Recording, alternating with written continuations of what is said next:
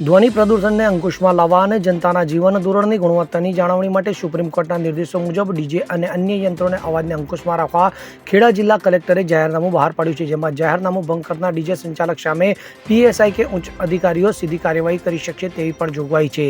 જાહેરનામાના જણાવ્યા મુજબ ડીજે સંચાલકો ચોક્કસ વિસ્તારો મુજબ ચોક્કસ અવાજ રાખી માત્ર સવારે 6 વાગ્યાથી રાત્રે 10 વાગ્યા સુધી જ ડીજે વગાડી શકશે, એટલે કે રાતના 10 વાગ્યા બાદ સવારના 6 વાગ્યા સુધીમાં ડીજે વગાડી શકાશે નહીં, નહીંતર કાર્યવાહીનો સામનો કરવો પડી શકે છે।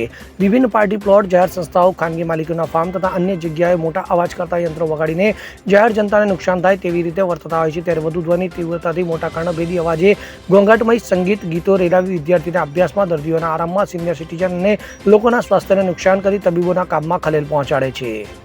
Bureau report CN24 news. હવે જુઓ દેશ દુનિયાની તમામ ખબરો તમારી આંગળીના ટેરવે। ઉઠાવો મોબાઈલ અને ગૂગલ પ્લે સ્ટોર પરથી ડાઉનલોડ કરો અમારી CN24 ન્યૂઝ મોબાઈલ એપ।